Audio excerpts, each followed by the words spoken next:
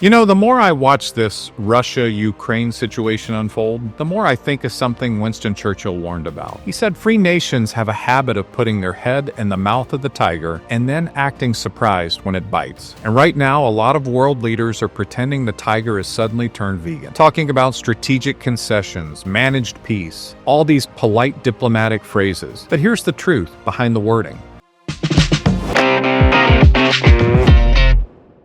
Tyranny doesn't negotiate. Tyranny waits for weakness. And that's why the Ukrainian people, whatever your politics, are sending a message the whole world should pay attention to. They're standing in front of the tiger and saying, "You don't get to swallow us." That isn't coming from a government memo.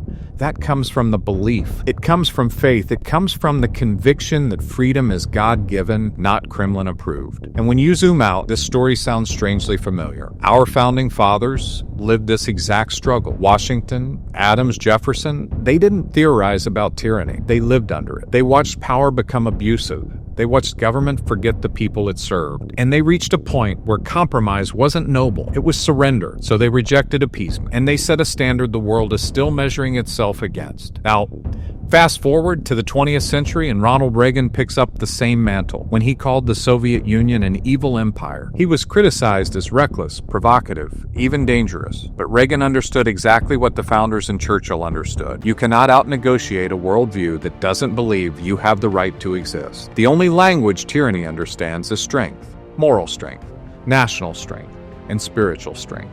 And the Soviet Union ultimately fell not because we whispered softly, but because the free world stood firm and roared. And here we are again, in a moment where America has to decide what kind of nation it wants to be. Because lately we've acted like freedom is the default setting of the world, and it isn't. Freedom is rare, freedom is fragile, freedom is hard. And the founders knew it, Churchill knew it, Reagan knew it. Deep down, every American who's ever stood up for something bigger than themselves knows it too. Meanwhile, a country halfway around the world is living out a version of our own beginning. They're saying, we decide our destiny, not the man with the biggest army. That's the spirit of '76. That's Lexington and Concord. That's Reagan staring down the Berlin Wall. That's Churchill telling the free world to hold the line. And this is where the mirror turns back towards us. What does this moment demand from America? It doesn't demand endless wars. It doesn't demand reckless military action. What it demands is leadership. Leadership rooted in clarity, not confusion. Leadership that calls tyranny by its name. Leadership that understands peace comes through strength, not through hoping the tiger suddenly becomes a house cat. The real danger isn't overseas. It's forgetting at home what freedom costs to build. It's forgetting the sacrifices the founders made. It's forgetting the warning Churchill gave. It's forgetting the moral clarity Reagan brought. Freedom doesn't disappear all at once. It erodes inch by inch, concession by concession,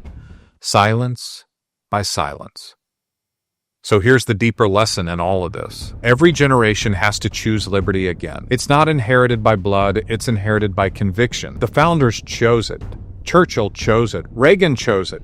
And today, free people around the world are choosing it under far harder conditions than we face. The question now is simple. Will America remember who we are? And will we choose it too? That's the heart of this moment. And that's the long game.